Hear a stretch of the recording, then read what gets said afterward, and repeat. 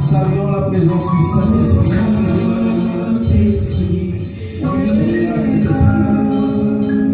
Nous savons que quand tu es là, tu opères.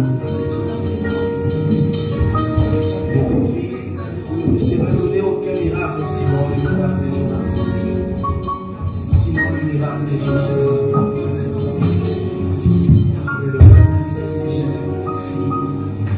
Car de même que Jonas passa 3 jours dans le sein du grand poisson, de même le Fils de l'homme 3 jours dans le sein de la terre. Dieu de gloire, nous avons besoin de ta gloire ce matin. Nous avons abandonné nos demeures respectives afin de recevoir de toi quelque chose que nous n'avons pas pu reçu. Peut-être durant toute cette semaine, ou d'autres encore durant toute cette année, Jésus. Et ce matin, nous sommes venus vers toi afin de recevoir. Jésus, toi qui as créé la solution avant le problème. La Bible déclare que du 1er au 5e jour, tu as créé des solutions. Et le 6e jour, tu as créé le problème. Jésus est seul le problème pour 5 jours de solutions. Et nous te bénissons, Jésus, pour la solution que tu apportes ce matin. Et nous croyons que tu as déjà réservé les solutions pour chaque problème ce matin. Et pour cela, nous te bénissons. Nous te levons, nous voulons que tu prennes la première place ce matin dans nos cœurs. Prends la première place, mon Seigneur. Contrôle nos pensées, contrôle nos habitudes, contrôle nos caractères ce matin, contrôle nos façons de faire. Jésus agit en nous. La Bible déclare que pour ceux qui t'ont reçu, ce n'est pas eux qui vivent, mais c'est toi qui vis en eux. Jésus ce matin vit en nous, Père éternel, car nous voulons t'écouter. La Bible déclare qu'au temps de la détresse, ton peuple t'implore, mais tu envoies parole pour la guérison de ton peuple. Jésus, nous avons besoin de la guérison ce matin, par le moyen de la parole de Dieu. Est-ce que nous pouvons acclamer?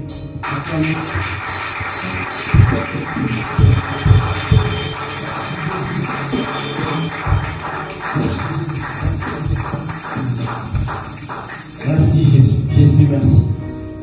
Nous bénissons ton Seigneur ce matin, parce que tu es le roi des rois. Prenons place. Est-ce que tout va bien? Mon frère, ma soeur, est-ce que tout va bien? Ok, parce qu'on ne peut pas écouter si ça ne va pas. On sera là, mais on va en tout cas pas comprendre ce qui va se dire. Est-ce que tout va bien? Demande à ton frère et ta soeur, est-ce que tout va bien vraiment? Parce que pour manger, il faut avoir de l'appétit. Hein? Si tu n'as pas l'appétit, tu ne pourras pas manger. J'ai vu des hommes, à cause des situations, ont passé 2-3 jours sans manger parce qu'il n'y avait pas l'appétit. Les problèmes éloignent l'appétit. Alléluia. C'est pourquoi dans la maison du Seigneur, il faut être en bonne santé, il faut avoir de l'appétit. Nous sommes en train de parler de l'unité avec Dieu.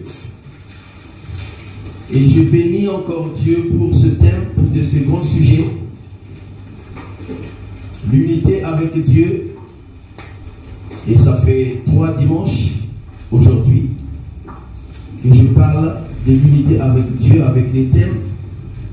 Le premier thème, nous avons partagé sur le Dieu qui révèle l'identité véritable.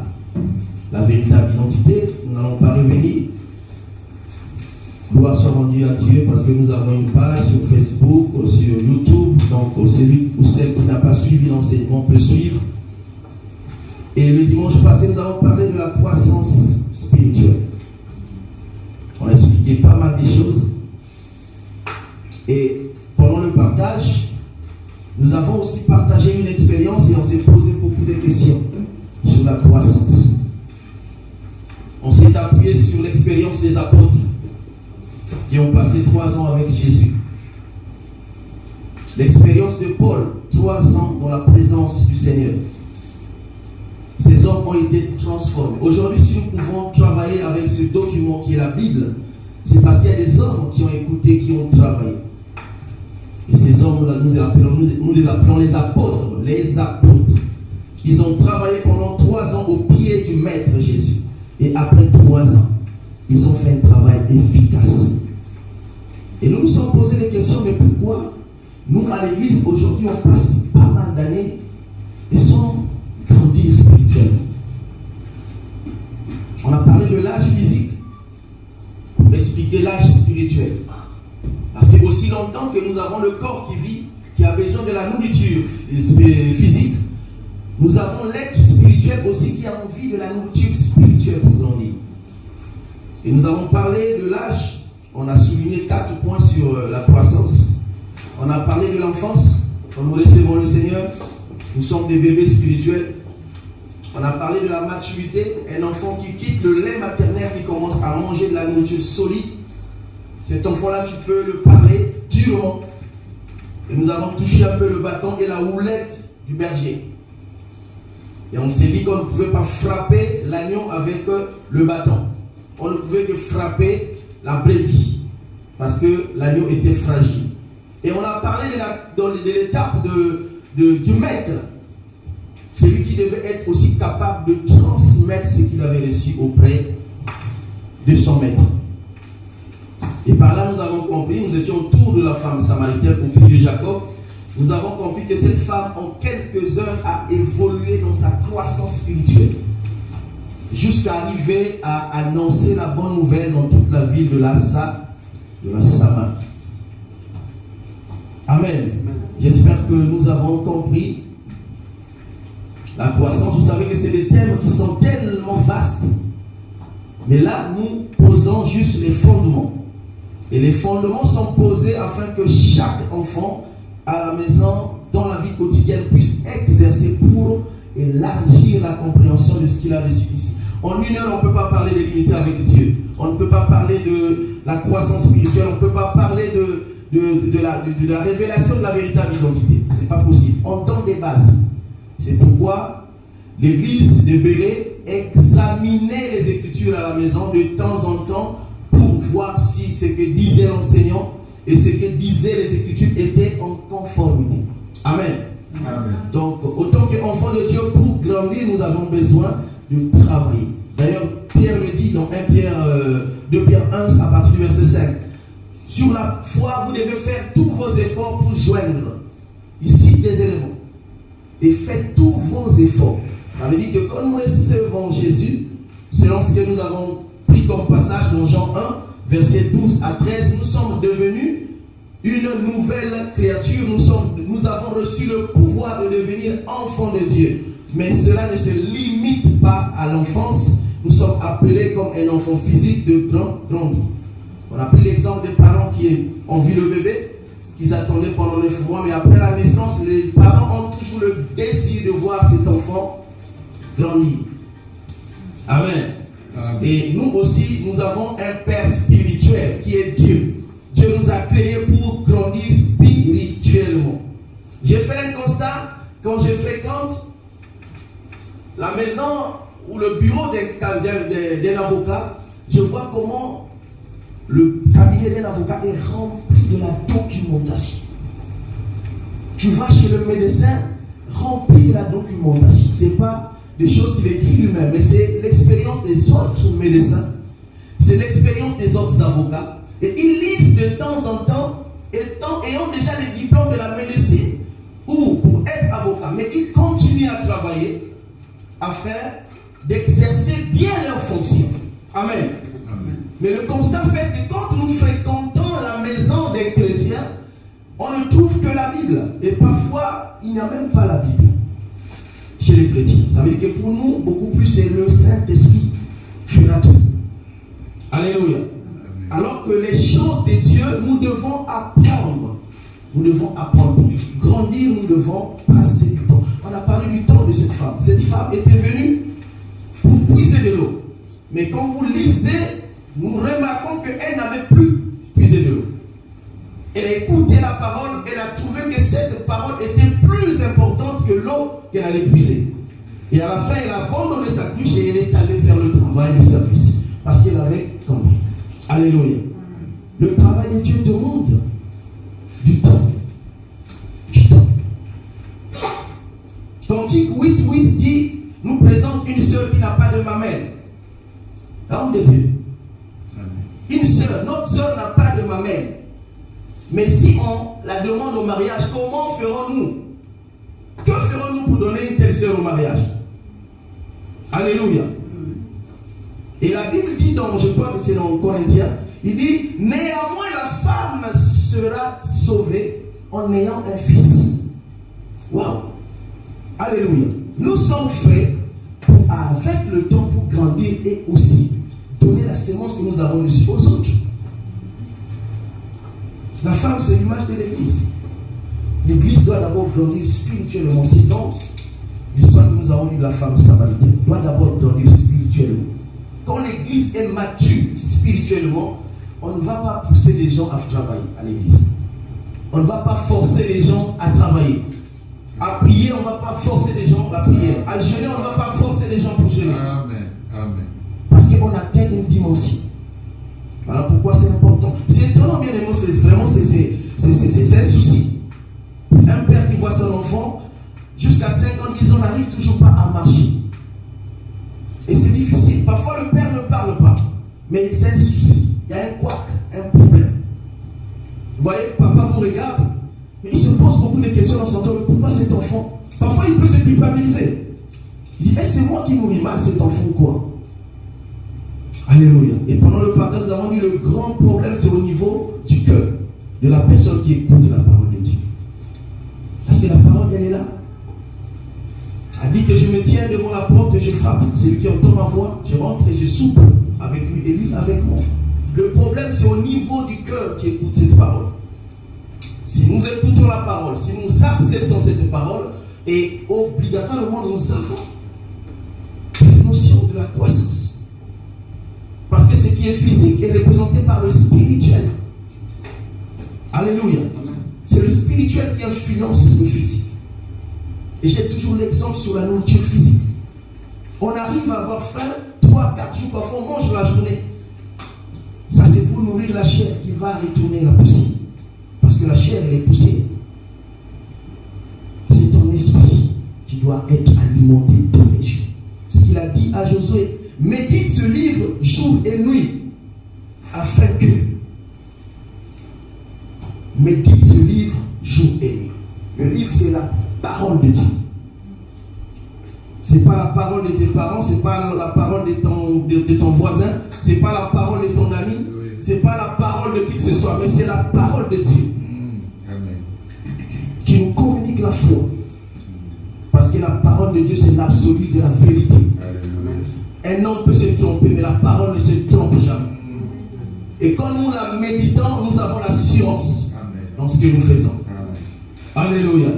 Et aujourd'hui, nous voulons parler de la volonté de Dieu. Et notez, bien aimé, que nous sommes toujours dans l'unité avec Dieu. Remarquez que pour que tu reçoives la révélation de l'identité, ton identité, il faut que tu sois uni avec. Si tu n'es pas uni avec Dieu, ce n'est pas possible que tu vives l'expérience de ce thème. Pour que tu reçoives la révélation de ton identité, de l'identité de celui qui est à côté de toi, de l'identité de Satan, il faut que tu sois d'abord au préalable uni avec lui. Pour que tu vives la croissance spirituelle, il faut que tu sois uni avec lui. Nous avons parlé, je crois que c'était il y a 2 mois passés, de Samuel qui était au pied d'Élie le sacrificateur. Cet enfant était là, le but c'était d'apprendre, de recevoir l'instruction pour grandir. Et vous avez constaté que Dieu l'appelle, mais il ne pouvait pas discerner le sang, la voix de Dieu, parce qu'il n'avait pas encore atteint un certain âge. Et c'est son père spirituel qui lui dit cette fois-ci, si on t'appelle, réponds, mais voici. Alléluia. Il faut toujours être au pied de quelqu'un. J'ai communiqué avec un frère qui avait tellement confiance à son père spirituel et qui ne pouvait pas accepter, même s'il y avait une erreur, de dire non. Dis-moi ce que je dis, ça vient de mon père. Je lui ai dit, frère, ton père c'est un homme. Tu dois lire la parole de Dieu. Parce que si ton père est en erreur, elle dit que toi et toute la génération qui te suivra, ils vont rentrer dans cette erreur. Alléluia. Alléluia. Josué n'était-il pas père pour Israël? Écoutez ce que Jésus a dit. Il a dit, soleil, arrête-toi à Gaba. Soleil, arrête-toi à Gaba. Cette expression, si tu l'utilises aujourd'hui, les gens vont te regarder. Parce que selon son temps, il avait une compréhension, une façon de voir les choses. Pour lui, c'était le soleil qui tournait. Mais pourtant, Dieu a exaucé la prière. Et nous avons vu avec le temps, les gens ont compris que ce n'était pas le soleil. C'est la terre qui tourne autour du soleil. Alléluia. Et c'est pourquoi on dit que la révélation est progressive. La révélation est progressive. Il faut lire, il faut examiner. Ce n'est pas pour autant dire que ces hommes-là n'avaient pas confiance en Paul ou aux apôtres. Non. Ils savaient, mais comme ils savaient que c'était aussi des hommes, ils pouvaient se tromper. Et il faut toujours examiner les Écritures. Alléluia. Amen. Nous avons la volonté de Dieu ce matin.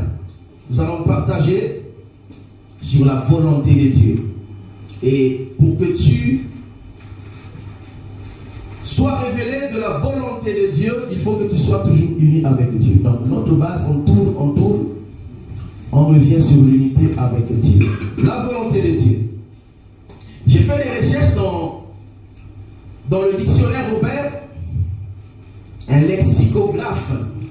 Lexicographe, c'est celui-là qui fait des recherches, des mots pour créer un dictionnaire.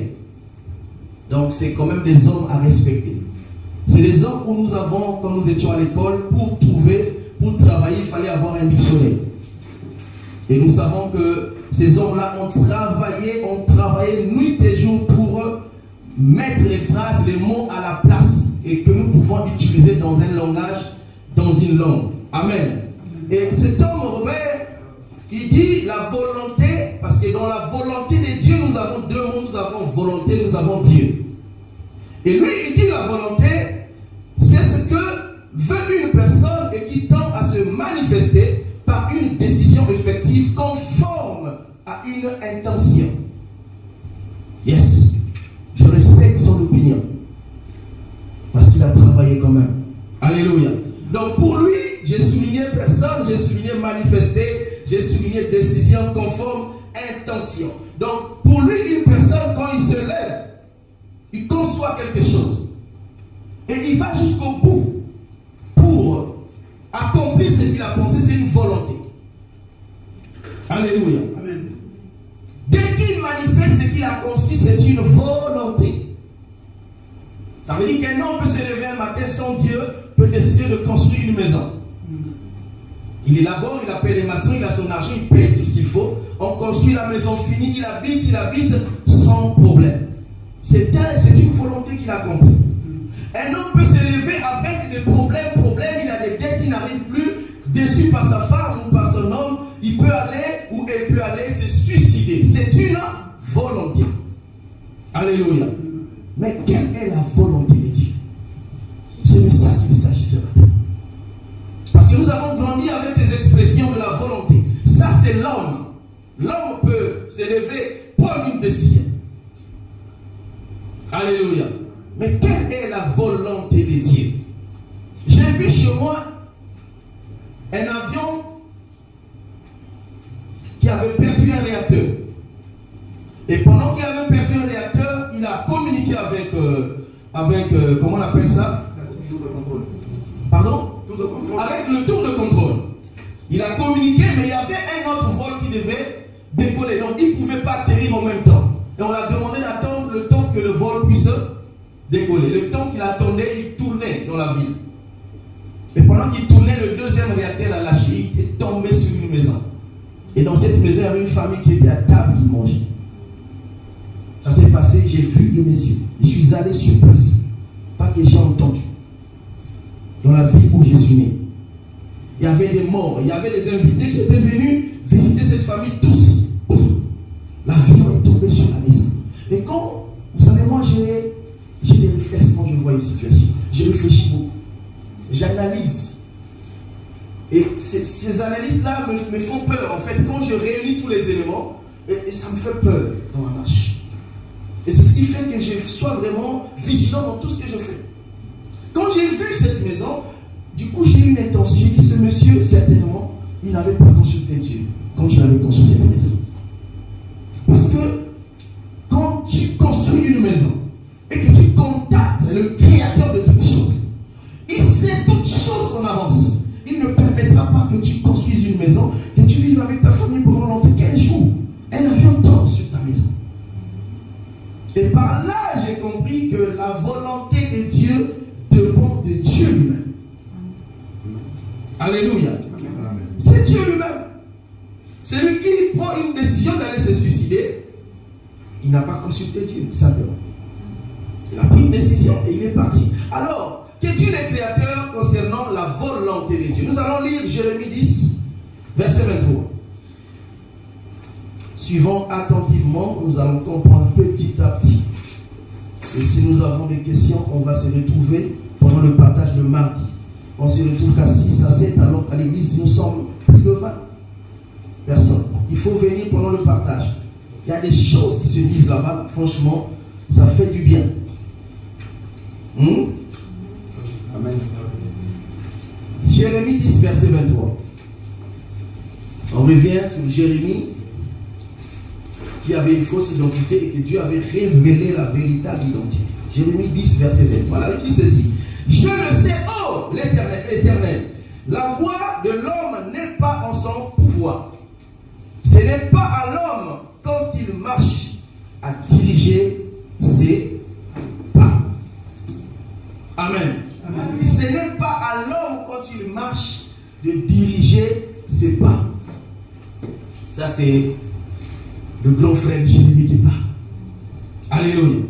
Cet homme, nous avons lu dans le premier message, il avait une fausse identité.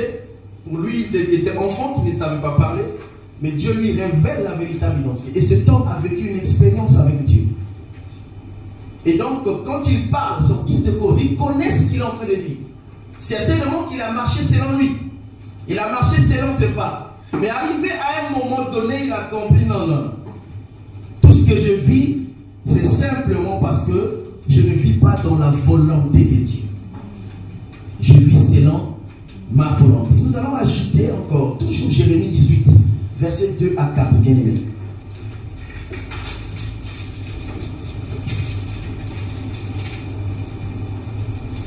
Jérémie 18, versets 2 à 4. Lève-toi, descends dans la maison du potier, là je te ferai entendre mes paroles. J'ai descendu, ça c'est Jérémie qui descend, dans la maison du potier, et voici, il travaillait sur un tour. Le vase qu'il faisait ne réussit pas. Comme il arrive et à l'argile dans la main du potier, il en refit un autre vase, tel qu'il trouva bon de le faire. Dieu renvoie cette même personne dans la maison du potier afin d'apprendre une notion. De comprendre que dans la maison du potier, c'est le potier qui est le maître de l'argile. Et il a vu tout ce qui se passait. Et quand nous parlons de Jérémie, en fait, c'est quelqu'un qui avait atteint une expérience avec Dieu. Il avait atteint un certain âge de la maturité. Alléluia. Amen.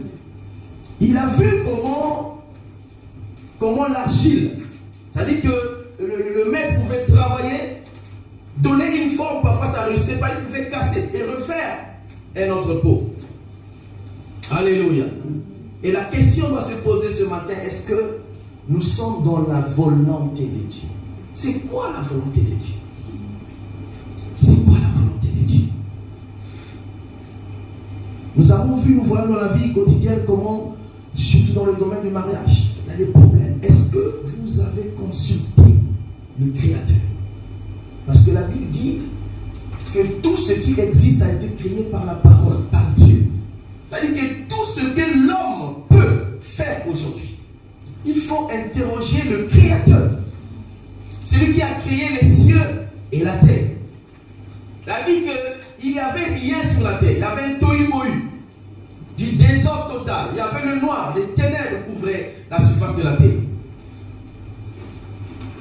Et quand Dieu commença à prononcer les paroles, c'est là que les choses ont commencé à se manifester. Il a appelé à l'existence ce qui n'existait pas. Le mariage, c'est une institution divine. Alléluia. Amen. Le travail est une institution divine. Alléluia. C'est-à-dire que dans chaque domaine de la vie d'un homme, il doit toujours consulter Dieu. Tu veux travailler, ok. Demande à Dieu, Seigneur, je veux faire tel métier. Dis-moi, révèle-moi des choses. Moi, mon père, pour lui, il voulait que je sois pilote. Il s'est battu pour que je sois pilote. Malgré qu'il n'avait pas de possibilité pour me mettre dans une grande école de pilote. Moi-même, j'ai choisi le métier d'électricien. Et je me souviens, ces jours-là, on est allé pour m'inscrire au CTI. Là-bas, au collège industriel, il n'y avait plus de place pour moi. Alors là, comme il n'y avait pas de place, j'avais un oncle au collège technique commercial. Et c'est là qu'il m'a demandé de venir faire la comptabilité. Donc j'ai commencé la comptabilité. Le 4e, je suis passé directement à la première année de la comptabilité. Je me suis comptable là. J'ai fait la comptabilité. Mais après, j'ai travaillé pendant, je crois, 2 ans comme comptable. Mais après, j'ai changé de métier. Je me suis retrouvé dans un autre métier que je pratique aujourd'hui. Jusqu'aujourd'hui. Et quand je me vois quand même quand je prends le vol, vous savez, prendre le vol, c'est un problème. Hein? Ça demande, la plupart des gens, ils prennent. Tu te lèves de chez toi pour aller au boulot, parfois tu peux oublier la première. Prendre un vol. J'ai vu dans un vol l'année passée, je crois, l'année surpassée, comment il y avait un vol qui traversait les zones de turbulence, c'était terrible. Tout le monde brillait dans le vol. Tout le monde était dans la panique. Vous êtes dans les airs, frère, pendant 8 heures. Dans un appareil fabriqué par un homme. C'est-à-dire que la silence n'est pas totale. Et aussi, nous avons appris qu'il y a des vols qui tombent quand même aussi. Et moi, je me suis dit, mais papa, la vision qu'il avait là quand même. Donc, tous les jours, j'allais me retrouver dans des vols. Je dis non. Ça, c'était pas la volonté de Dieu. C'était la volonté de mon Père. Il faut consulter Dieu quand nous avions envie de faire quoi que ce soit. Alléluia. Jérémie le constate. En fait, quand il est en train de prononcer qu'il ne peut pas marquer un passant, pourtant l'homme n'a pas ce pouvoir, il est en train de voir beaucoup de choses ces temps. Et parmi ces choses, il est en train de voir qu'en l'homme, il y a la volonté de la chair. Amen. Il y a la volonté de la chair. L'homme est au centre des combats sur la terre. L'homme que vous voyez, que tu es. Tu es l'intérêt de toutes les volontés. Donc, tout intérêt de volonté sont ciblés sur toi, sont fixés sur toi. La chair a une volonté. Nous avons vu comment le grand prophète Samuel est allé dans la maison d'Isaïe. Il est allé pour choisir le roi. Selon les instructions de Dieu, il arrive, mais par la chair, par les yeux. Il a faussé. La volonté de la chair a parlé. Heureusement que Dieu avait intervenu, parce qu'il avait vu des gaillards. Parce qu'on connaît que pour aller à la guerre, il fallait avoir des muscles. Mais Dieu avait choisi David. Alléluia. Il a la volonté de la chair. Il a la volonté de son cœur. Le cœur, c'est le siège des émotions, des sentiments. J'ai vu des gens décédés après la mort de la personne qu'ils aimaient. Émotions, sentiments emportés. Après une semaine du décès de la personne, lui aussi suit le défunt. Parce qu'il s'est laissé aller par les sentiments, par les émotions. Nous avons la volonté du cœur. Nous avons la volonté de l'entourage. Alléluia. On demande toujours la vie. Souvent, c'est des gens qui n'ont pas l'habitude, qui n'ont pas le courage de prendre une décision. Ils ont des amis, l'entourage, à l'école, parfois ils demandent des conseils. Et tellement que la majorité des amis sont dans la chose, il suffit qu'ils maintiennent et la personne aussi s'allie à cette volonté. Et cette volonté peut influencer toute ta vie. La volonté de l'entourage. Il y a la volonté des parents que je vous ai cités. Nous avons travaillé la semaine sur Josaphat. roi de Juda. Et que de l'autre côté, on a parlé de la scission, voilà pourquoi on dit que c'est important de participer au partage. Ça fait que nous soyons dans la même dimension quand nous parlons. Amen. Donc, Josaphat était le roi de Juda. Et de l'autre côté, c'était Israël qui s'était divisé en deux. Il y avait un royaume de Juda qui avait deux tribus, la tribu plutôt de Juda et de Benjamin. Et les 10 tribus sont allées de l'autre côté au nord. Et ce royaume-là s'appelait le royaume de la Samarie. Et le royaume de la Samarie, il y avait un roi là-bas qui s'appelait Akab. Vous entendez souvent parler de Jézabel. Jézabel, la femme influente de la parole de Dieu. C'était la femme d'Akab. Elle prenait parfois des décisions à la place de son mari. Elle influençait même son mari. Donc, les deux rois régnaient. Josaphat à Juda, dans le royaume de Juda, et Akab dans le royaume de la Samarie. Mais parmi les deux, il y avait le fils de Josaphat qui s'appelait Joram, qui s'allie avec la femme la fille plutôt d'Akab. Et nous voyons dans l'histoire, c'est dans 2 Chroniques, je crois, 21, nous voyons qu'après le décès de son père, il prend le comportement d'Akab et Jézabel, il l'amène en Juda. Il a tué tous ses frères. Il dit que l'entourage peut communiquer, peut influencer la vie. Il a pris le même mode, quand nous lisons, même la Bible précise. Il a pris le comportement d'Akab et il l'amena en Juda. Et la grâce était que Juda était pour David épargné de beaucoup de choses. Et Dieu disait toujours à cause de mon fils David. Donc par là nous voyons qu'il y a plusieurs volontés. Il y a la volonté de Satan. La Bible dit qu'il vient pour égorger, tuer, diviser. Et toutes ces volontés-là tournent autour de l'homme que tu es. L'homme que tu es. Pendant que tu es parfois dans la distraction, il y a des volontés qui sont là, qui attendent. Et vous savez que quand une volonté entre dans une personne, appelle l'autre volonté. C'est lui qui décide d'aller se suicider. Ce n'est pas du jour au lendemain. Il a conçu, il a nourri cette pensée. Comme Robert a défini. Alléluia. Amen. Il a nourri la pensée et est allé jusqu'au bout de sa pensée. Ce n'est pas Robert. Alléluia. Amen. Donc on voit par là qu'il y a plusieurs volontés et que c'est l'homme qui est au centre de toutes ces volontés. Maintenant Dieu veut nous rassurer qu'en dépit de toutes ces volontés, il y a une volonté et une volonté qui s'appelle la volonté de Dieu. Dis la volonté de Dieu. La volonté du Créateur. La volonté de celui qui t'a créé. Alléluia. Il est merveilleux. La Bible dit dans le livre de Jérémie 29, non, tu peux me faire la lecture s'il te plaît.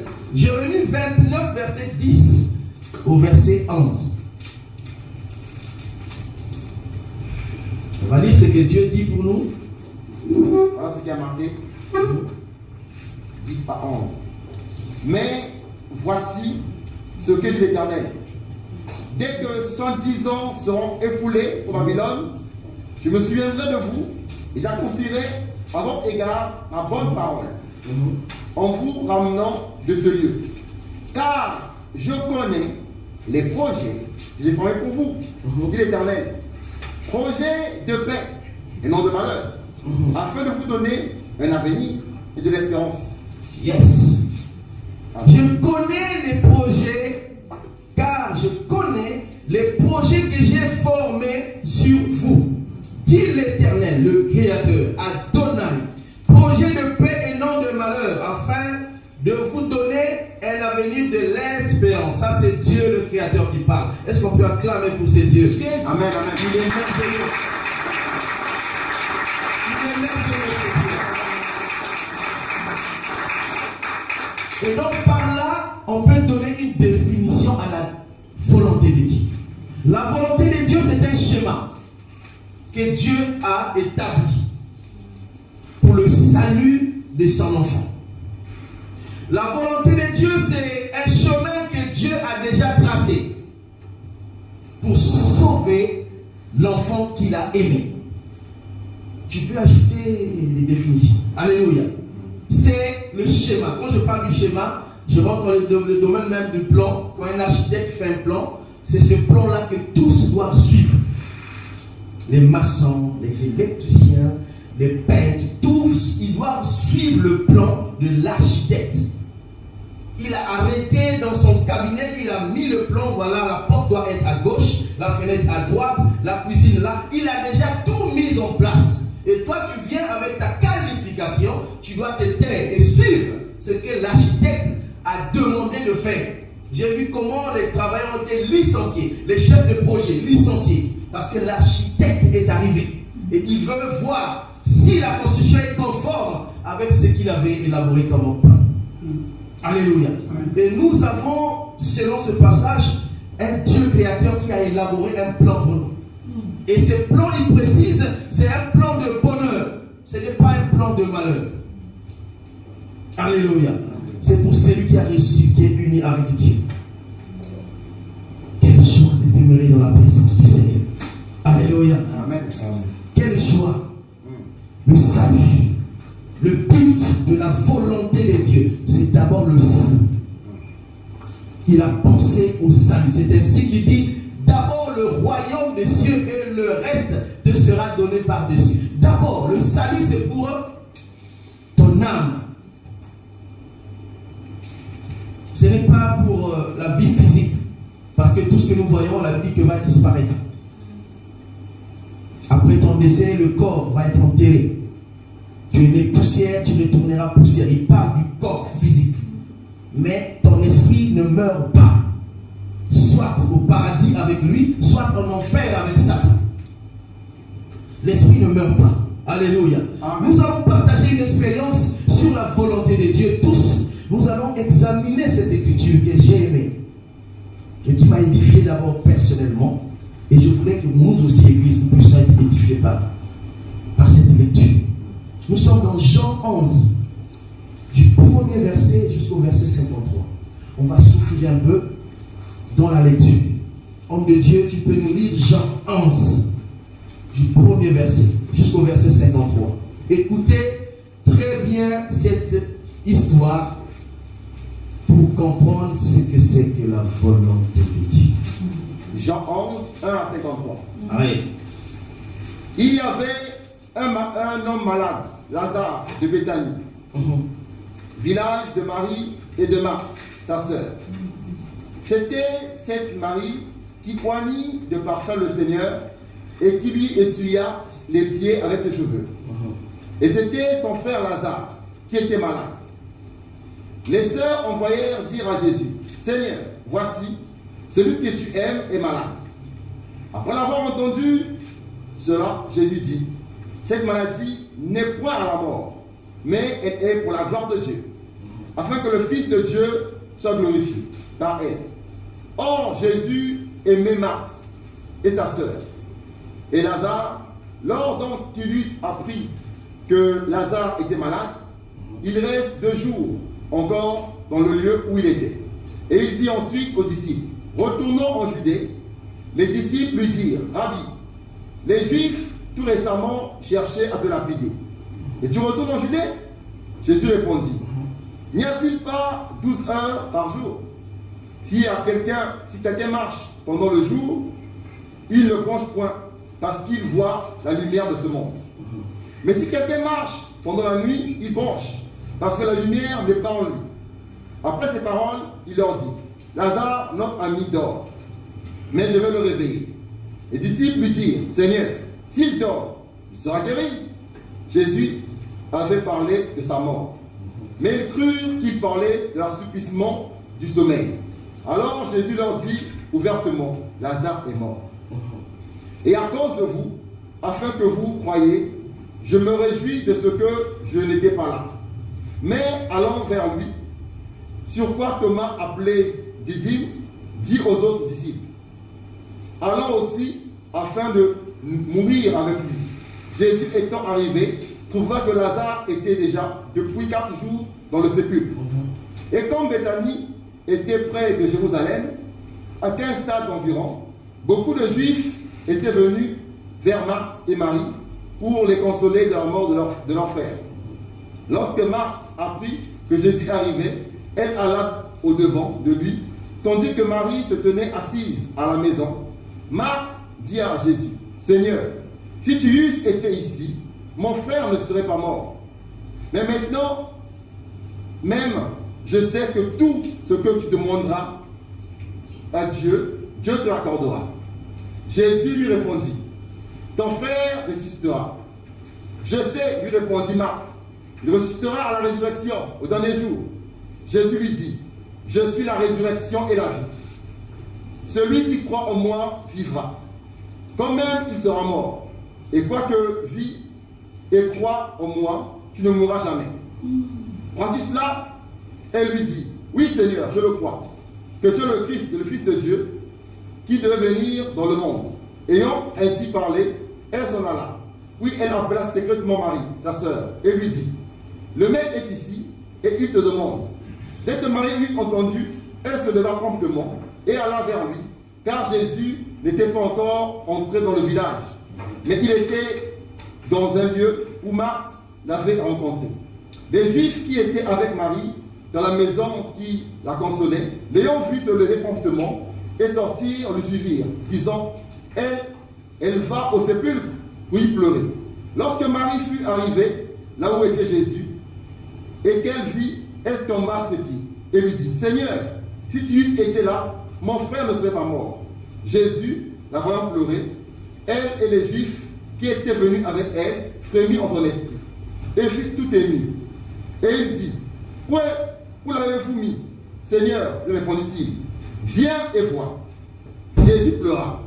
Sur quoi les Juifs dirent, « Voyez comme il aimait. » Et quelques-uns d'entre eux dirent, « Lui qui a ouvert les yeux aux aveugles, ne pouvait-il pas aussi faire aussi que cet homme ne mourut point? » Jésus frémissant de nouveau en lui-même, se rendit au sépulcre.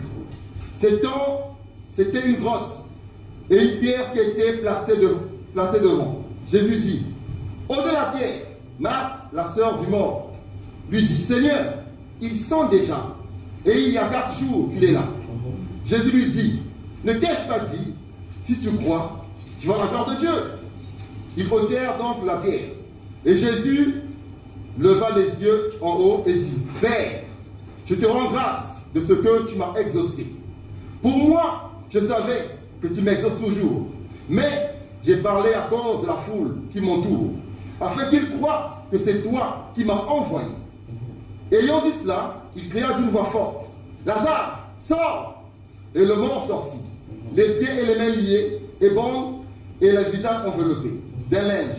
Jésus leur dit, « Déliez-le et laissez-le aller. » Plusieurs des Juifs qui étaient venus vers Marie et qui dirent ce qui fit Jésus, crurent en lui. Mais quelques-uns d'entre eux allèrent trouver les pharisiens et leur dire ce que Jésus avait fait. Alors, les principaux sacrificateurs et les pharisiens assemblèrent le Sanhédrin et dirent, « Que ferons-nous? Car cet homme fait beaucoup de miracles.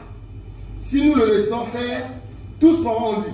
Et les Romains viendront détruire notre ville et notre nation. » L'un d'eux, Caïphe, qui était son sacrificateur cette année-là, leur dit, « Nous y entendons rien. Vous ne réfléchissez pas qu'il est votre intérêt qu'un seul homme meure pour ce peuple et que la nation entière ne périsse pas. Or, il ne dit pas cela de lui-même. Mais, étant son sacrificateur, cette année-là, il prophétisait que Jésus devait mourir pour la nation. Amen. Amen. Amen. Amen. Jésus devait mourir pour la nation. Je continue jusqu'au verset 52-53. Et ce n'était pas pour la nation seulement, c'était aussi afin de réunir en un seul corps les enfants de Dieu dispersés. Dès ces jours, ils résolurent de le faire mourir. Parole du Seigneur. Amen. Est-ce qu'on peut acclamer pour la parole?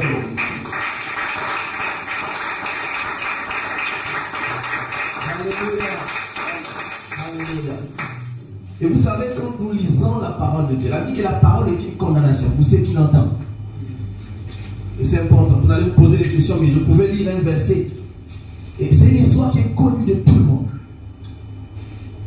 Mais qu'on tire quelque chose dans cette histoire. Et nous sommes dans la volonté de Dieu. Quand nous lisons l'histoire, dans l'histoire, il y a un homme qu'on appelle Lazare. Lazare, c'est lui l'ami de Jésus. La Bible est précise. Elle dit que Lazare était l'ami de Jésus. Ça veut dire que Jésus, autant Dieu sur la terre, autant fils de Joseph et Marie, biologiquement, physiquement, il avait un ami. Et son ami s'appelait Lazare. Jésus avait une maison qu'il aimait beaucoup. La Bible précise qu'il passait de temps en temps dans la maison de Marie et Marthe. Et la Bible précise qu'il les aimait beaucoup. Il les aimait tous les trois. Alléluia. Amen. Et vous savez que généralement, quand une personne a une relation importante dans la ville aujourd'hui, si vous avez Macron qui vient vous visiter chez vous aujourd'hui, tout le quartier saura que cette maison-là n'est pas n'importe quelle maison. Ils sauront que s'il y a un problème dans cette famille, ils ont une relation. Donc pour eux, cette famille ne pouvait pas avoir de problème. Parce qu'ils avaient Jésus. Jésus guérissait les malades. Jésus ressuscitait les morts. Jésus faisait marcher les paralytiques. Jésus faisait voir les aveugles. Alléluia. Et c'est là qu'ils mangeaient de temps en temps. Et un jour, quelque chose arrive. Quelque chose arrive.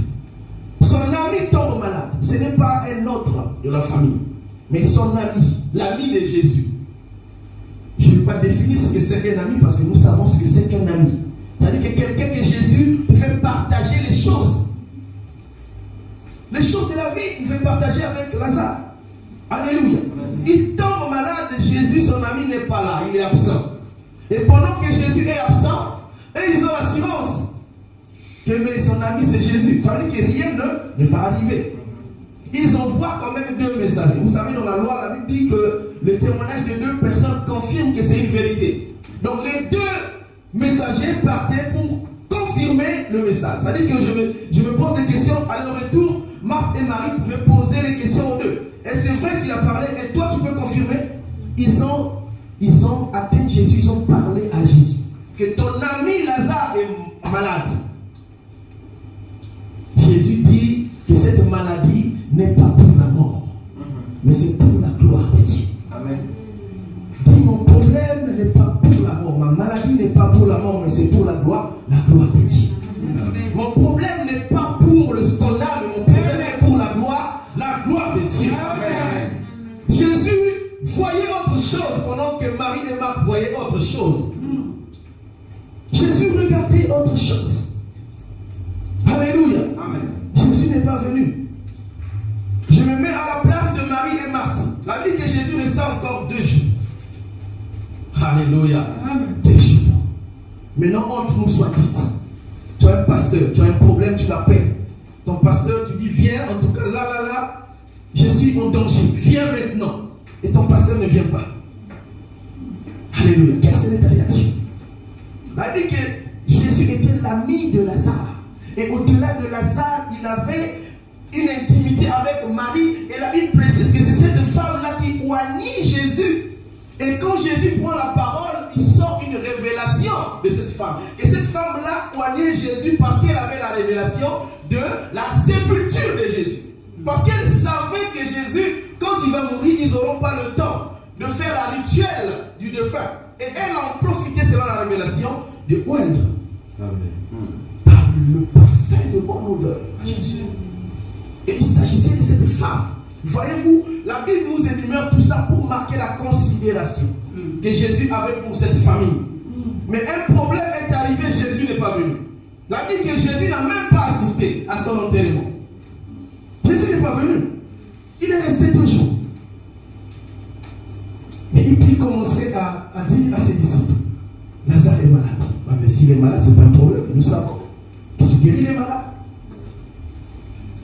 Non. Il faut que je leur dise la vérité. Lazare est mort. Alléluia. Amen. Je pouvais m'imaginer quelle serait la réaction de ces disciples. Parce que quand je l'ai lu, je vois que ces disciples n'avaient pas encore atteint un certain âge que Jésus attendait d'eux. Ils étaient jamais encore. Alléluia. Lazare est mort. Mais comme il est mort, il faut qu'on retourne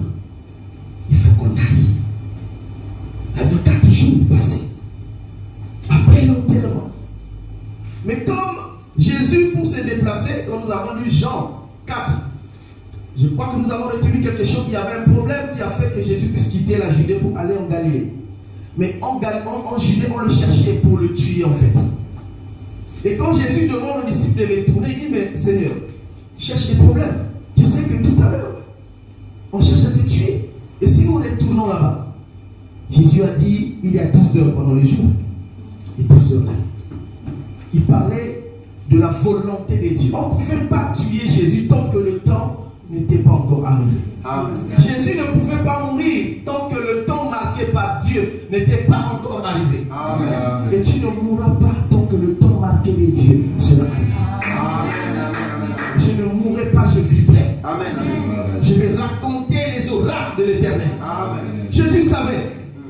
Et quand Jésus a insisté, les disciples ont dit, bon, on va partir, on va tous mourir ensemble. Ils se sont préparés physiquement. Bon, certainement, on va nous attaquer, nous allons défendre notre main, on va se battre. Mais ils savaient aussi quand même la réaction des autres. À l'époque, ils ne faisaient pas cas aussi, il fallait tuer, on tuait. Et on va mourir avec le maître. Alléluia. Et il prend la décision de retourner à Bethanie.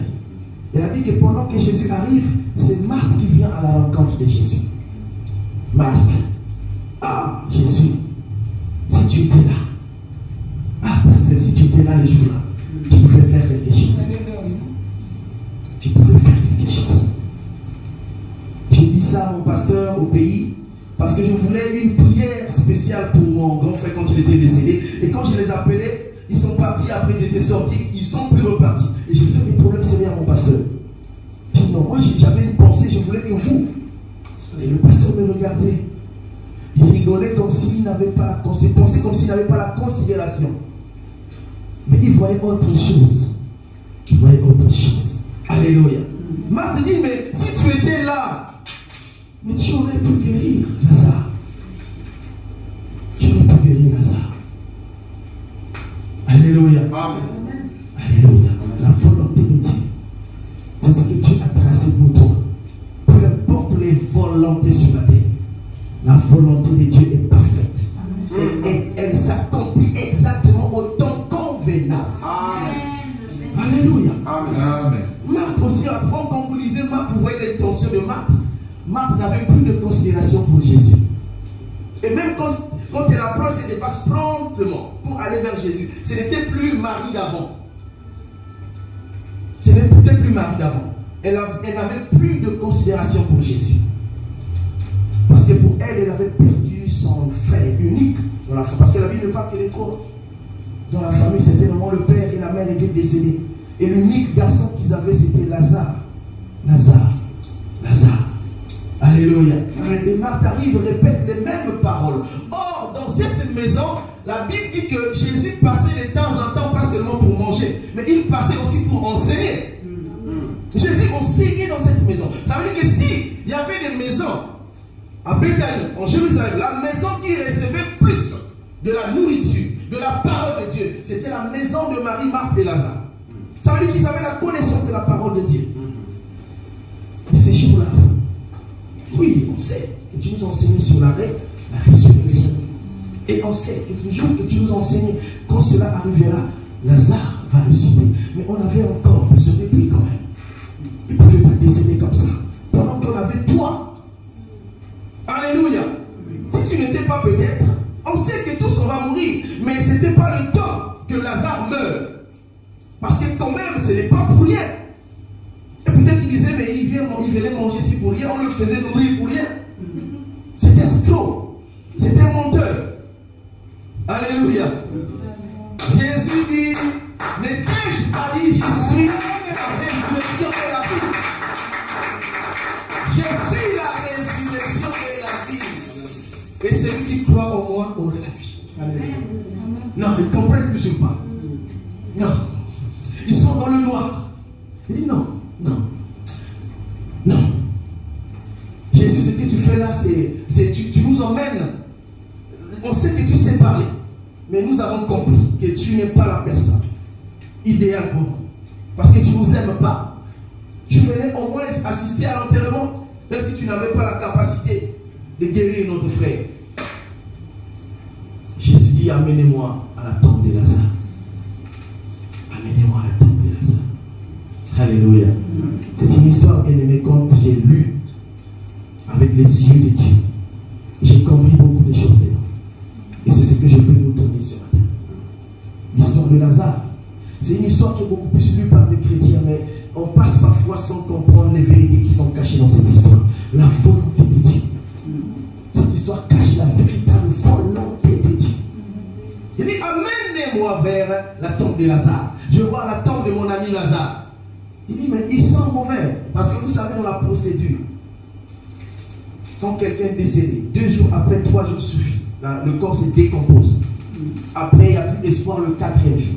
Elle dit que le corps a pourri. Et ça sent mauvais. Et voilà pourquoi vous voyez que selon les rituels, même les musulmans le font. On embaume, on appelle ça embaumer le corps. Ça veut dire qu'on liait le corps et on mettait du parfum afin que le jour qu'il va être décomposé, que ça ne sente pas fort. On mettait du parfum sur le corps. Alléluia. Et le 4e jour, c'est fini. C'est fini. Il n'y a plus d'espoir. Alléluia. Il n'y a plus d'espoir. Et là où les hommes voient qu'il n'y a plus d'espoir, devant Dieu il y a de l'espoir. Il y a toujours de l'espoir pour celui qui est en Jésus. Là où les hommes ont mis un point dans ta vie, devant Dieu il n'y a pas un point. Alléluia. Donc Dieu n'a pas encore dit quelque chose pour toi. Laisse les hommes parler. Laisse-les parler. Les gens sont venus de toutes les contrées. Les gens sont venus pour. C'est pas parce que seulement qu'ils aimaient cette famille, mais ils savaient ce qui allait se passer. D'autres encore venaient peut-être pour se moquer de cette famille. Ah, vous étiez là, vous pensez que maintenant aujourd'hui, Jésus. Alléluia. Nous sommes pareils. Il n'y a pas de différence, on a compris aujourd'hui. C'est Jésus là en fait, il vient seulement pour vous rouler, pour manger. Il ne peut rien faire pour vous. Les gens ont parlé, les gens pleuraient, les gens se faisaient des signes certainement pour dire voilà. Alléluia. Ils étaient contents de voir ça dans cette maison, dans cette famille. Alléluia.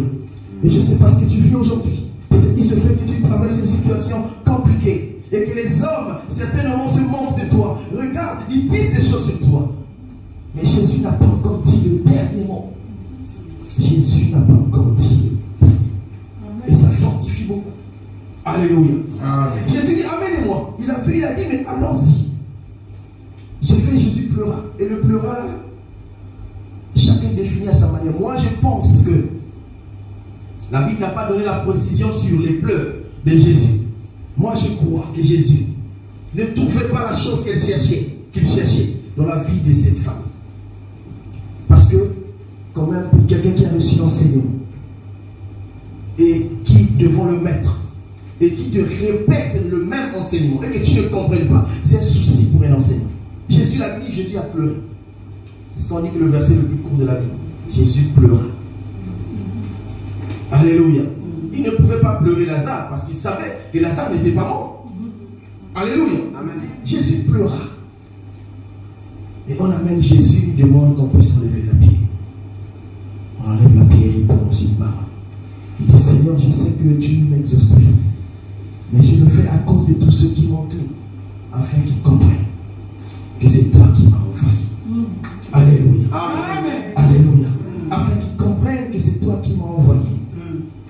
Vous savez, le temps de Dieu peut durer pendant 5 ans, 10 ans, 15 ans, 20 ans. Mais quand le temps de Dieu arrive, alléluia, ça confond le temps des hommes. Amen. Ça confond la volonté de la chair. Amen. Ça confond la volonté de l'entourage. Amen. Ça confond la volonté de tes parents.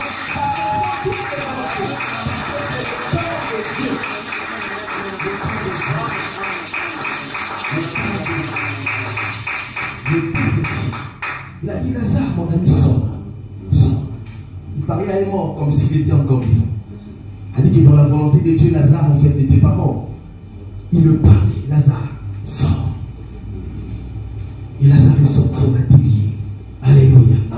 On l'a délié. On l'a délié.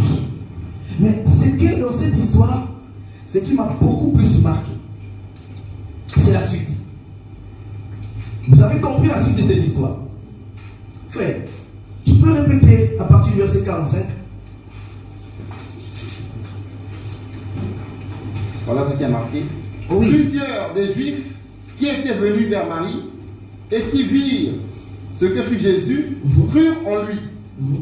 Mais quelques-uns d'entre eux allèrent trouver les pharisiens et leur dire ce que Jésus avait fait. Alors, les principaux sacrificateurs et les pharisiens assemblèrent le Sanhédrin et dirent que ferons-nous de lui?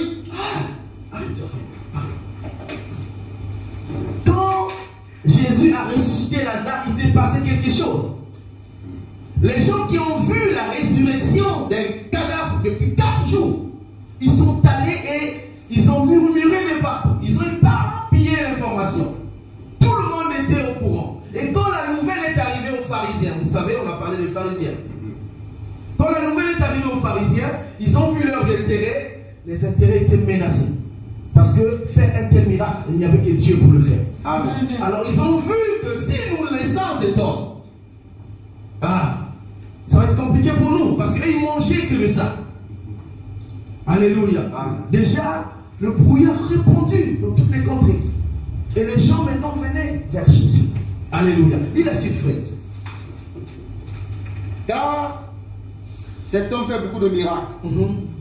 Si nous le laissons faire, tous croiront en lui. Et les Romains viendront détruire notre ville et notre nation. L'un d'eux, Caïphe, qui était souvent sacrificateur cette année-là, leur dit nous n'y entendons rien. Vous ne réfléchissez pas qu'il est dans notre intérêt qu'un seul homme meure pour le peuple et que la nation entière ne périsse pas. Yes. Or, il ne dit pas cela de lui-même. Mais étant souvent sacrificateur, cette année-là, il prophétisa que Jésus devait mourir pour la nation. Et ce n'était pas pour la nation seulement, c'était aussi afin que de réunir en un seul corps les enfants de Dieu dispersés. Dès ce jour, ils résolurent de le faire mourir. Parole du Seigneur. Amen. Dès ce jour, ils résolurent de le faire mourir. Est-ce que vous avez vu ça? Alléluia. Dès ce jour, ils résolurent de le faire mourir. Parce que Jésus, sur la terre, était venu pour accomplir une volonté, n'est-ce pas? Amen. Et pour que cette volonté s'accomplisse, il fallait qu'il y ait une mise en scène. On va toucher un peu la volonté permissive et la volonté parfaite de Dieu. Dans la volonté parfaite de Dieu, il fallait que Jésus meure. Mais dans la volonté permissive de Dieu, il fallait qu'il passe par un chemin obligatoire. Lazare allait mourir. Alléluia. Il faut que Lazare puisse mourir afin que la volonté puisse s'accomplir. Alléluia. Dieu, dans sa volonté, il voulait rétablir la foi du peuple. Il voulait rétablir la foi. Parce qu'il n'y avait plus de foi. Il fallait rétablir la foi. Alléluia. Amen. Il fallait que le Fils de l'homme soit glorifié. Et il fallait provoquer quelque chose afin qu'il puisse lui-même. En fait, dans sa volonté, tout ce qui s'est passé, c'était pour préparer sa propre mort. C'est la volonté de Dieu. Alléluia. Jésus savait, c'est lui-même en fait qui a provoqué sa mort. Il savait. Quand il a dit, il y a 12 heures pendant le jour, 12 heures pendant la nuit, il savait de quoi il s'agissait. Il voyait ce que les hommes ne voyaient pas. Alléluia. Il voyait en fait sa mort. Parce qu'il savait bien, il avait une mission bien précise sur la terre.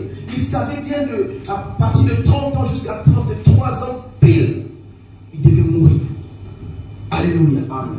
Et ce que lui voyait, les disciples ne voyaient pas. Alléluia. Amen. La volonté de Dieu, frère. La volonté de Dieu. C'est un problème capital pour celui qui a reçu Jésus comme Seigneur et Sauveur. Maintenant, nous allons nous interroger, certainement. On se pose des questions, mais oui, mais c'est vrai. Homme de Dieu, tu nous parles de la volonté de Dieu.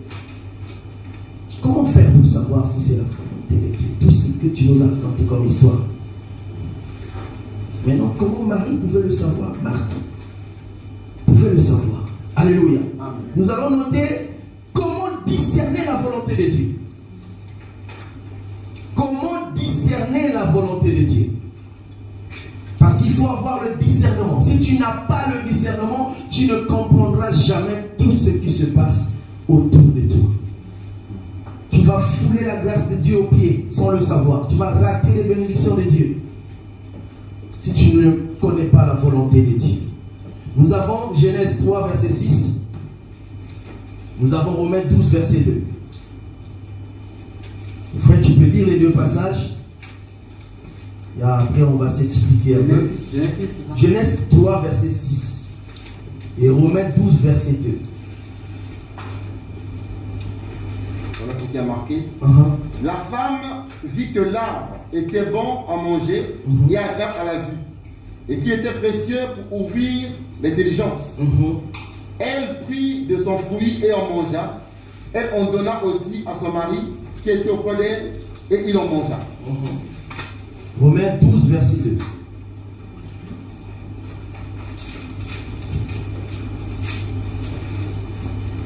Ne vous conformez pas au siècle présent, mais soyez transformés par le renouvellement de l'intelligence, afin que vous discerniez quelle est la volonté de Dieu, ce qui est bon, agréable et parfait. Parole du Seigneur. Amen. Ne vous conformez pas au cycle présent, mais soyez transformés, renouvelés par l'Esprit de Dieu. Renouvelés. Je veux parler là, je vais toucher l'intelligence. L'intelligence. Et dans le premier passage, nous avons vu que Dieu avait interdit l'arbre de la connaissance du bien et du mal. Et quand l'homme a touché, en fait, tout ce qu'il avait donné à l'homme comme pouvoir a été suivi. L'intelligence de l'homme était obscurcie. L'homme n'était plus intelligent. Ici, on ne parle pas de l'école. Ce n'est pas l'école qui rend l'homme intelligent selon la parole de Dieu. Là, on parle du renouvellement de l'intelligence. C'est-à-dire que c'est ce que Dieu a doté à l'homme. Adam n'est pas allé à l'école, mais il était intelligent. Il avait toutes les facultés pour faire la volonté de Dieu. Pour servir Dieu, on n'a pas besoin forcément d'aller à l'école. Alléluia. On parle de l'intelligence renouvelée. Donc, quand il a mangé l'arbre de la connaissance du bien et du mal, l'intelligence de l'homme était suivie. Et de Adam jusqu'avant l'arrivée de Jésus, l'arbre était suivi. Tous ceux qui sont venus après, ils n'avaient plus le discernement des bonnes choses. Ils ne pouvaient plus bien réfléchir. Alléluia. Tu prends le président, si intelligent qu'il soit, tu l'amènes, tu lui parles de la mort et de la résurrection de Jésus, il ne va pas comprendre, peu importe son niveau intellectuel. Ce n'est pas l'école. Alléluia. Et Romain nous rappelle afin que cette intelligence soit renouvelée. Soit renouvelée par l'Esprit. Alléluia. Et vous voyez que Jésus est venu, il a communiqué la parole et il a envoyé le Saint-Esprit. Il n'y a que le Saint-Esprit pour aller s'enlever. La Bible dit que c'est que le Saint-Esprit qui connaît les profondeurs. Il n'y a que lui pour te montrer ce qui va se passer demain. Il n'y a que lui pour te montrer ce qui se passe derrière ce mur. Le Saint-Esprit. Amen. Alléluia. Amen. Le Saint-Esprit. Un élément capital pour discerner la volonté de Dieu. 1 Corinthiens 2, verset 9 au verset 12. 1 Corinthiens 2, verset 9 au verset 12. Je suis pressé à la fin.